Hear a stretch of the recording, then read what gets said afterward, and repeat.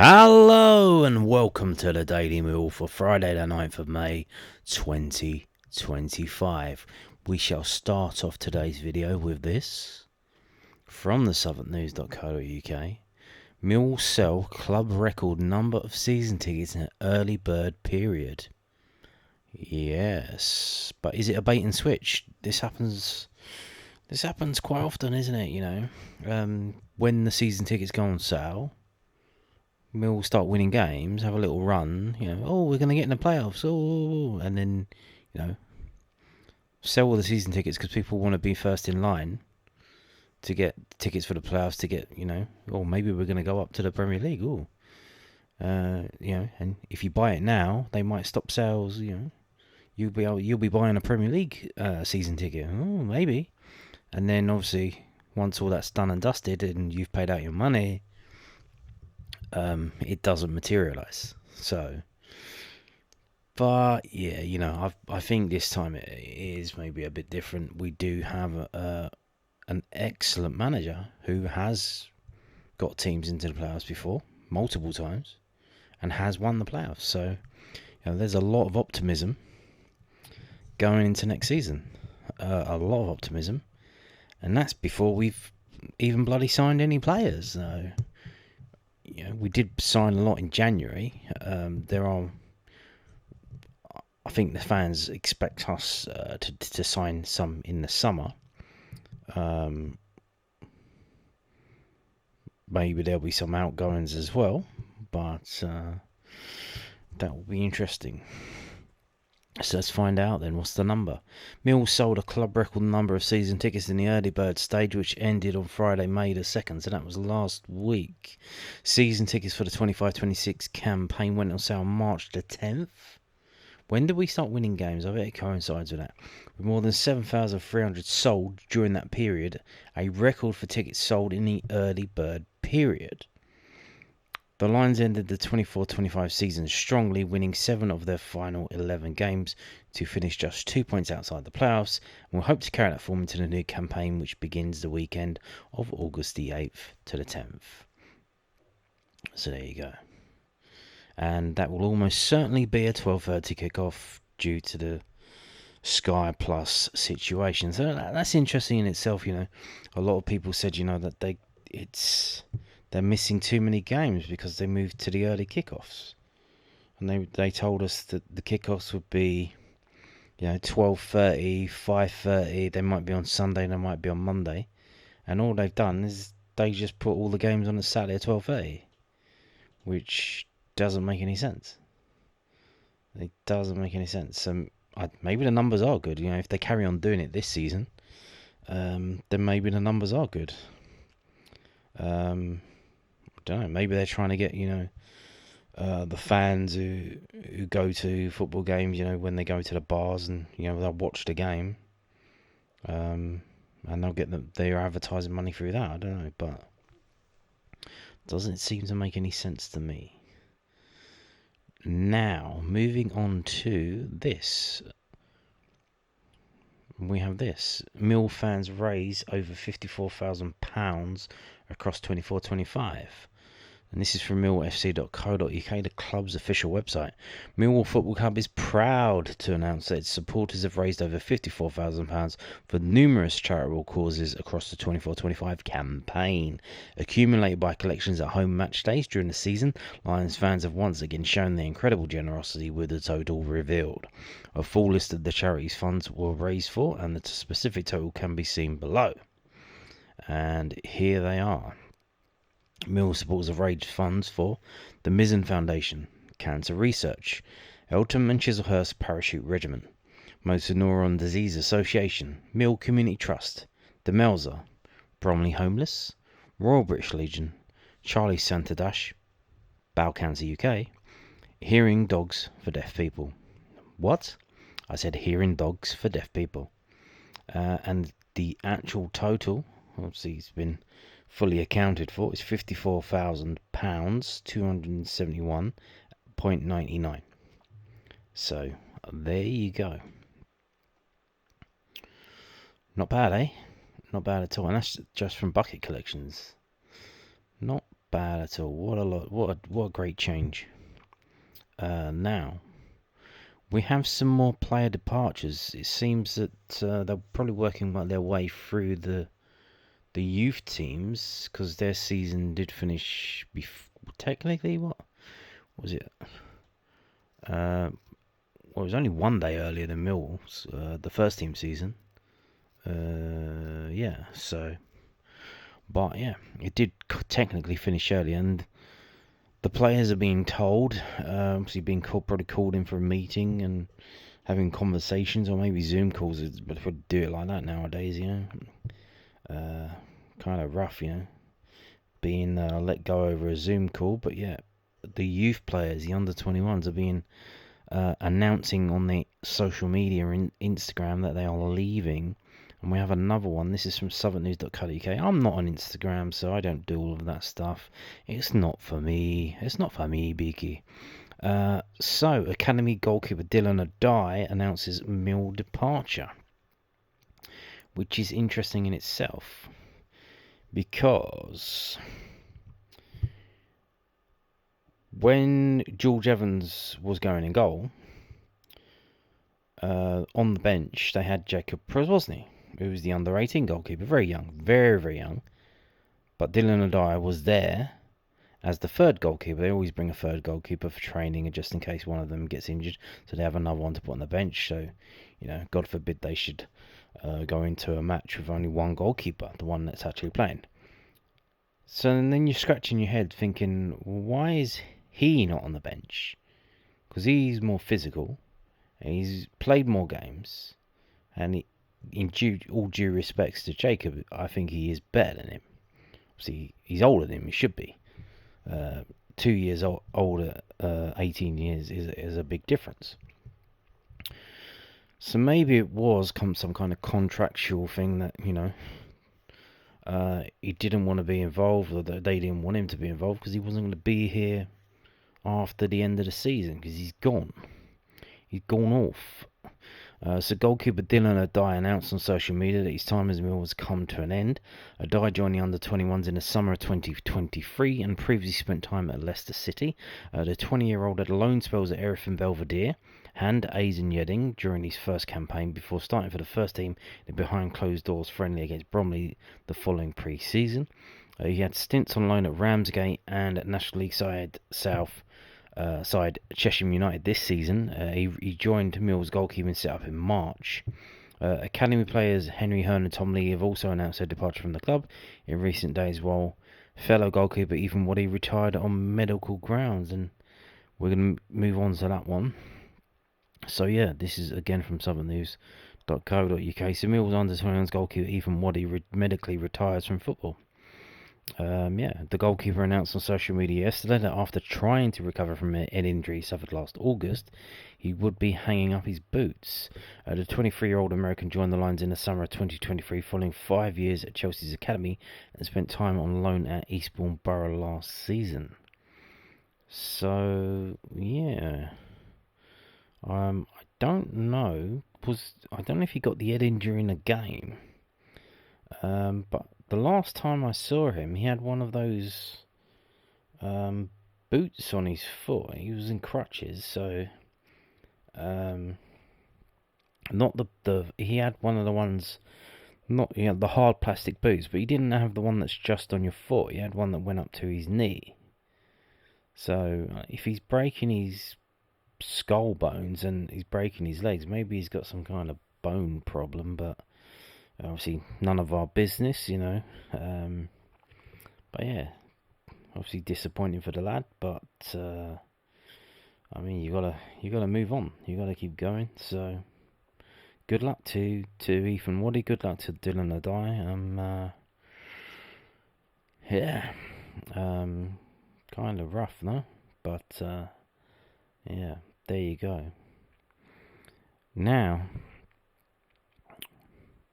we got this from the72.co.uk, which if you didn't know, but you probably do, because you're probably a watcher of this channel and you keep coming back. Thank you for that.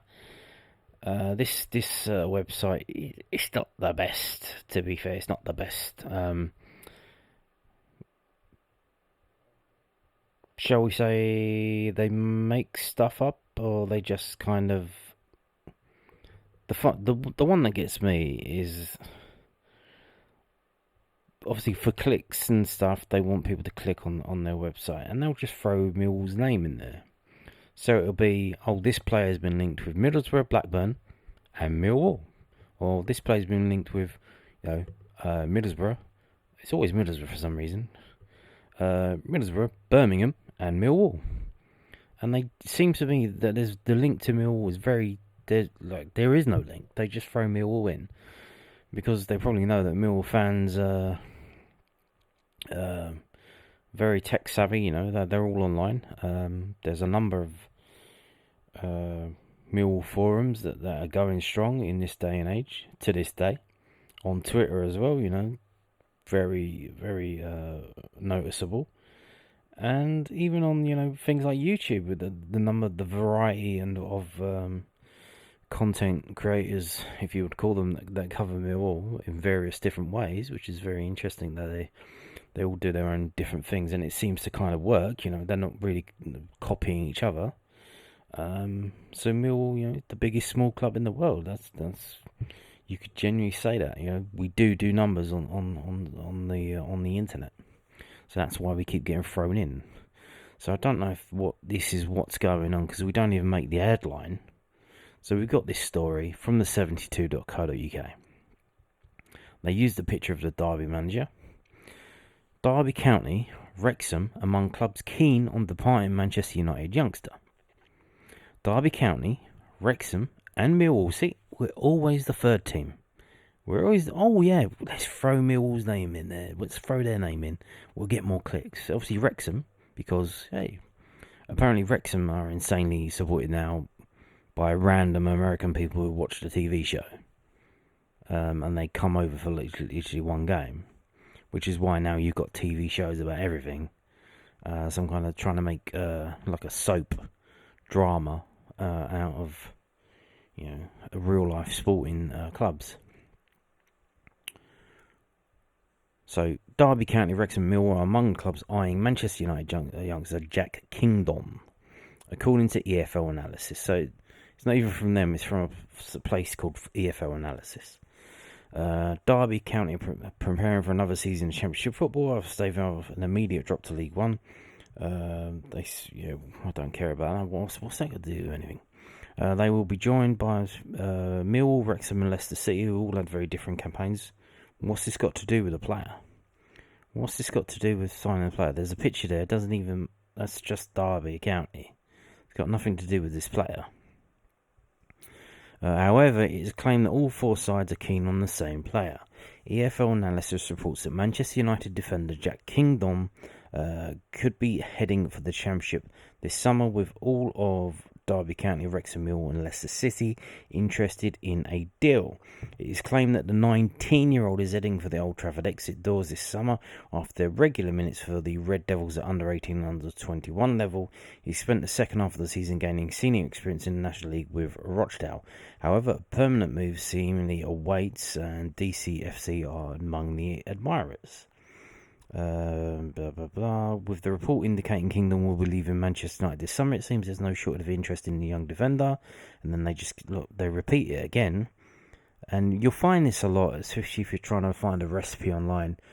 They don't just give you the recipe; they give you word salad. Why do they give you word salad? Why do they keep mentioning things and give you word salad? It's for SEO, search engine optimization. He's a Scotland youth international, having represented them at under 17, under 18 and under 19 levels. He started out in the Morecambe Academy but moved to Old Trafford at a young age and has worked his way through the ranks since.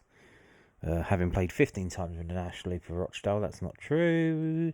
Kingdon may have his eyes on more senior football next season. However, the jump to the Championship would be a big one for him to make, so perhaps another loan awaits depending on his next club.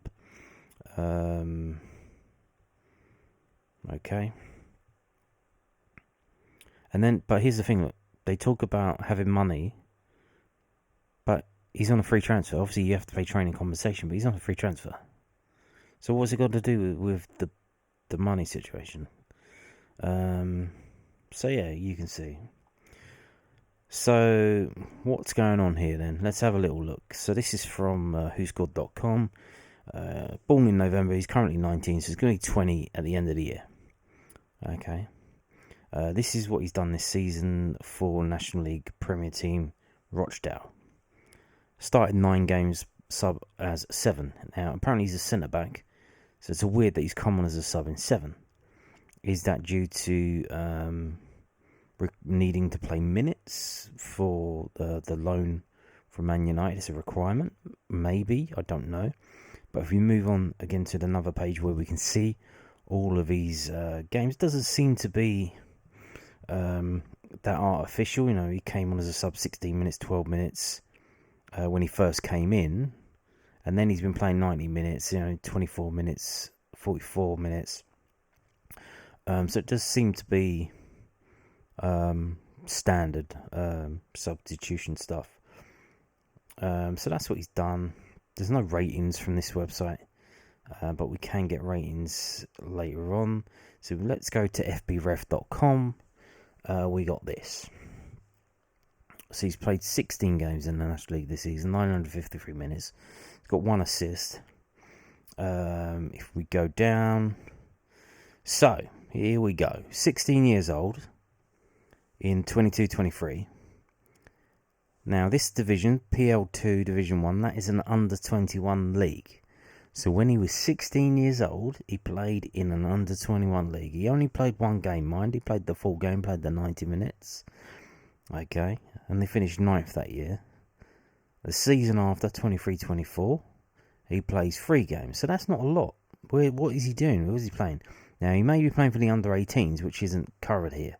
So, much like we have players that play for our under-21s, that they play under-18 games and then they'll play the under-21s, because the under-18 games on Saturday mornings and the under-21 games are midweek games. So that could be the situation here where he's playing for the under-18s, and then what you see here is the under-21 league that's actually tracked, and you've got the stats for. Obviously, there will be a way to get under-18 stats, I imagine, some probably Y-Scout or something like that, but obviously I'm not dealing with that. So he played 3 games for the under-21s in the PL2, 2 starts and 1 sub-appearance, got 1 assist there. Now this season, he starts out, age of 18, Man United, PL2, they finished 5th this season. 8 games he played, started 8 games, 689 minutes, only got 2 yellow cards. After January, so in January he gets loaned out. I think this was probably an exit loan, like we do this as well. We get, because we want them to have, playing in junior football and playing in men's football totally different. It's advantageous for the departing junior players to have some record of them playing in men's football. Firstly, so they know what it is, and they literally know what it is by doing it, not rather abstractly, oh, this is just what I've been doing but different. But they actually know what they're getting into, and at a level that they probably will be going into when they get divided. And to give them some experience, some match film, so that anyone who wants to look at them think, okay, shall we sign this guy? Oh, well, let's look at, here we go. He's been playing for this team in this league, and this is what we know about him. So there you go. So they finished 4th in the league, so they must be in the playoffs, which are going on at the moment. So I don't know if he's still involved in that. 16 matches, 9 starts, 953 minutes, so the most amount of time he's played. So he's pumped it up this season. Obviously, we don't know what he did in this season in the under-18s. Maybe he was playing a lot more minutes than he played now. Again, got the 1 assist.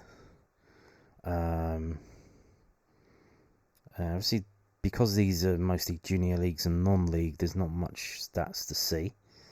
But we can go to this, and this is SofaScore. This is what he looks like. So, last 6 months, or last 12 months in the middle, the graphic, the average rating, it is improving. It's going up. It's 6.66 for the year. 666. Okay. And you can see here, we have ratings. That blue arrow, that's from when he was loaned out. So he's playing a lot more regularly. If we go down, he's right-footed centre-back. And if you look at the heat map, that suggests that he's been playing on the right side of a free, because this heat map doesn't make any sense if he's just playing as a two centre-back situation. So maybe he's been playing at right back, but they don't say that. They say he's playing centre back. So maybe he can play at right back. They might be able to change him up for that. Don't know.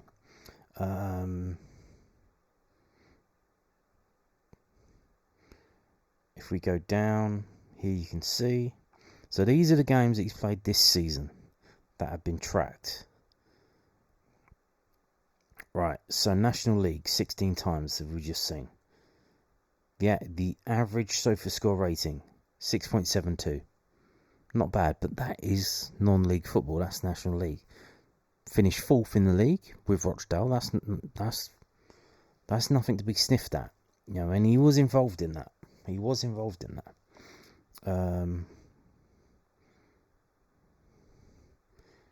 For Premier League 2, so for the under-21 division, he played 7 games earlier in the season, as mentioned. 601 minutes, no score for that. Now, the English National League Cup, if you don't know what that is, that's a competition much akin to the Football League Trophy that we can see there. It involves just teams in the National League, the National League Premier, not the North and South National Leagues, but just the Premier. And they've added in Premier League teams, under 21 sides. And the reason for that is because the Premier League were paying out money from their TV deal to the Football League and to the rest of football, and they wanted something in return.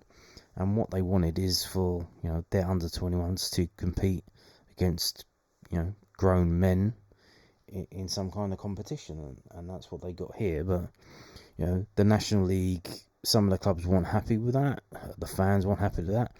And a lot of them just decided to play their, youth teams anyway, or younger teams, and they would normally play in the National League, so that didn't really work out anyway. So I think Leeds won it, actually. Leeds under-21s beat Sutton in the final, which is a lot better than they're doing in the Football League Trophy. That's another thing as well. So when the Football League Trophy, you don't know, that's the auto win screens, that we got to the final in when we played Wigan and lost at the old Wembley. That competition has been totally transformed from since when we were last in it, in that it's now like a league structure. They have mini leagues, and they have under 21 teams in the competition. And when they first come in, everyone was like, "Oh my god, these under 21 teams, they're just going to run through it and they're just going to win and win and win." And it hasn't worked out like that. They've been doing quite poorly, which is another reason why they probably created the National League Cup, to kind of step it down a level, so it's not too hard for their under 21 teams. So there you go. But he's played in the Football League Trophy for Man United under 21s, and he got an average rating of 6.2. So these are the ratings from the games. He got an assist in that 5-1 victory over Hartlepool. The last game where he's got his best rating, 7, they actually lost the game 2-0. So he got 7 rating, even though they lost 2-0. So that's interesting. What else have we got? I think that's it, really. But I will, while I'm here, because I just realised that they finished 4th.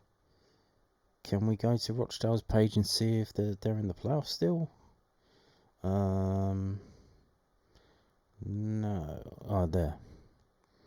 So maybe you'll get to see him in the playoffs. Don't know. Where are their matches? They're playing Southend. They're playing Southend next week, it looks like. So, I imagine he'll play in that game. So that'll be a good chance to scout him. And that is a high-pressure game, so you really see what he's made of. 19 years old, playing in a playoff... is it the semi-final? Semi-final, yeah. Because I think what happens here is... No. So, okay, yeah. So what happens is Southend play Rochdale, Halifax play Oldham. Then the winners of those games go through to play York or Forest Green. So this is effectively the playoff quarter-final against Southend. So he's going to be, you can imagine he's going to be involved in that. Although, again, if he has no intention of signing for Rochdale, does he want to risk it and get injured? But then, if you play in the game and play well, the teams might snap you up. Now, this is a funny one, because we're going to move on now. I'm just finished talking about this guy. But again, I will just say this. I've been waffling on them. He's 19 years old. He's going to be 20 in November. So he's a centre-back. What's happening with Kamal Grant? Because Kamal Grant loaned out to Bromley when they were in the National League, did well, get promoted. Loaned back out to Bromley when they're in League 2, did well, he's doing well. But then you're looking at this guy, who's probably just maybe a year or less older than Kamal Grant, and he has less experience because he's just playing in the National League. What's the deal there? Again, is Kamal Grant still under contract? Is he one of the players who are out of contract this summer? Is he going to leave? Are we going to let him go? Is this why we're looking at this guy? We've seen it before with Alex Mitchell. Alex Mitchell, I think he decided to leave because he wanted to play more. And he wasn't going to be playing for Millwall. So he decided, well, I'm going to leave then. And he went to League One. He's doing quite well, They got in the playoffs. Charlton, they're in the playoffs. So a lot of this you see with these young players, a lot of them have seen, Isaac Olofi, he left and he went to Stockport in League 2, did well, got promoted to League 1, and now that they're in the League 1 playoffs, so, it's about, taking your chances. You need to play football. You need to play men's football. And you need to go where you can go and play as much as you can. So, getting the contract at Millwall might not be the best thing for you to do. And I think a lot of these players are figuring that out and thinking, maybe I should just leave and go to somewhere where I can play football. So, yeah. Now, moving on to this. While looking at Jack Kingdon, because you would assume that he's played for Scotland under 21s, but nah, he's only played for the under 19s. But he has just been named in this squad. Now, this squad was announced yesterday. Had no idea about this. This is from the scottishfa.co.uk, but obviously, it's the Scotland men's under 20 squad named for Slovakia Friendly.